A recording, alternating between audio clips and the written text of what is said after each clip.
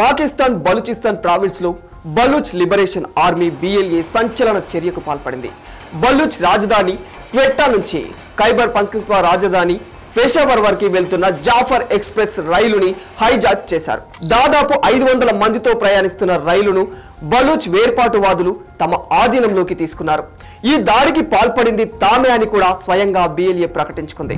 BLA ఆత్మాహుతి దళం మజీద్ brigade ఈ హైజాక్ కి పాల్పడినట్లు తెలుస్తుంది. 500 మంది ప్రయాణికుల్లో కనీసం 150 మంది సైనిక సిబ్బందిని ఈ ఆపరేషన్ లో కాల్చి చంపేశామని, ఇంకా 182 మంది బందీలుగా ఉన్నారని BLA ప్రకటించింది. దీంతో బందీలను విడిపించేందుకు పాక్ సైన్యం హుటాహుటిన రంగంలోకి దిగింది. ఘటనా స్థలిని సైనిక హెలికాప్టర్లు పెద్ద సంఖ్యలో చుట్టుముట్టి బాంబు దాడులకు దిగాయి. దీంతో BLA మండిపడింది.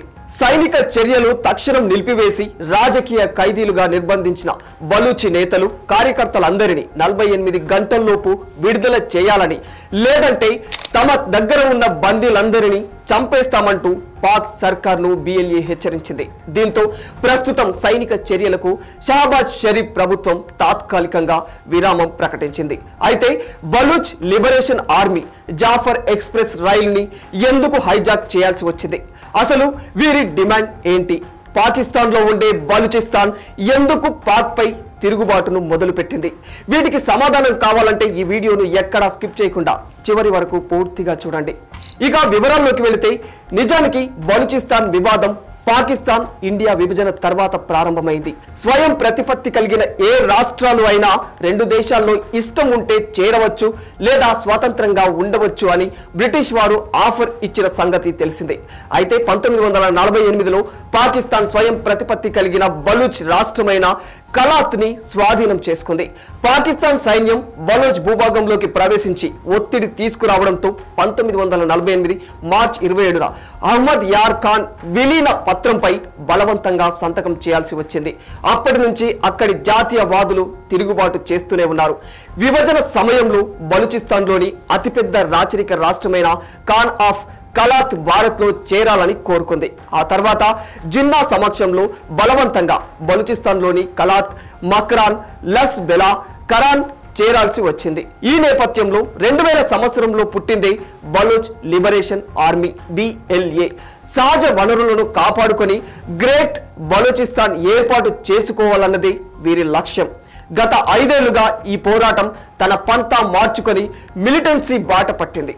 సాయుధ పోరాటాలు చేస్తున్న వివిధ దళాలు ఏకమై బలూచ్ నేషనల్ ఆర్మీగా ఏర్పాటయ్యాయి. అయితే బలూచిస్తాన్ పాకిస్తాన్లో చేరిన వెంటనే 1948 నుంచి 1978 మధ్య తిరుగుబాట్లు జరిగాయి. 1973లో అప్పటి పాక్ ప్రధాని జుల్ఫికర్ అలీ భుట్టో బలూచిస్తాన్ ప్రాంతీయ ప్రభుత్వాన్ని రద్దు చేసి సైనిక చర్యలకు ఆదేశించాడు. దీంతో ఈ ప్రాంతం అట్టుడికిపోయింది. 2005లో సూయి పట్టణానికి చెందిన వైద్యురాలు సాజియా ఖలీద్ అత్యాచారంతో మరోసారి బలూచ్ రగిలిపోయింది. అప్పటి అధ్యక్షుడు ముషారఫ్ ఈ అత్యాచారం చేసిన వ్యక్తిని నిర్దోషిగా ప్రకటించాడు. ఏది ఏమైనా ప్రస్తుత పరిణామాలు చూస్తుంటే బలూచిస్తాన్ పాకిస్తాన్ నుంచి చేజారుతున్న పరిస్థితులు కళ్లకు కట్టినట్లు కనిపిస్తున్నాయి. నిజానికి ప్రస్తుతం బలూచిస్తాన్లోని క్వెట్టా, తర్పుత్ లాంటి కొన్ని ప్రాంతాల్లోని పాక్ ప్రభుత్వ ఆధిపత్యం ఉంది. మిగిలిన ప్రాంతంలో తిరుగుబాటుదారులదే పైచేయి. బలూచిస్తాన్ విషయంలో ఇంత రచ్చ జరగడానికి అసలైన కారణం ఏమిటంటే, పాకిస్తాన్లో అతిపెద్ద ప్రావిన్సీలా అతి తక్కువ జనాభా కలిగిన బలూచిస్తాన్ అనేక వనరులకు నిలయం. బంగారం, లిథియం, గ్యాస్, చమురు, రాగి నిక్షేపాలు ఉన్నాయి. వీటిని సొంతం చేసుకునేందుకు పాక్ ప్రభుత్వంతో పాటు చైనా కూడా ప్రయత్నిస్తోంది. ఈ నేపథ్యంలో అక్కడి ప్రజల హక్కుల్ని కాలరాస్తోంది. మరో విషయం ఏమిటంటే, బలూచిస్తాన్లో గ్వాదర్ పోర్ట్ ని చైనానే నిర్మిస్తుంది.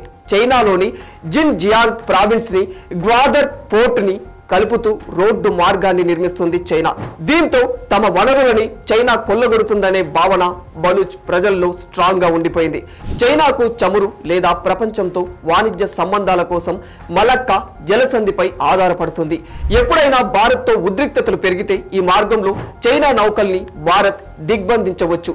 దీనిని అడ్డుకోవడంలో భాగంగానే పాకిస్తాన్లో గ్వాదర్ పోర్టుని నిర్మిస్తోంది. తమ వనరులను పాకిస్తాన్ పంజాబ్ ప్రావిన్స్ దోచుకుంటుందని తమకు న్యాయం జరగడం లేదని అక్కడి ప్రజల వాదన. దీనికి తోడు పాక్ ఆర్మీ ఆకృత్యాలకు లెక్కలే లేవు. ఈ ప్రావిన్స్ లో 20,000 మందికి పైగా పురుషులు, మహిళలు, పిల్లలను చట్ట విరుద్ధంగా నిర్బంధించారని సైన్యంపై అనేక ఆరోపణలు కూడా ఉన్నాయి.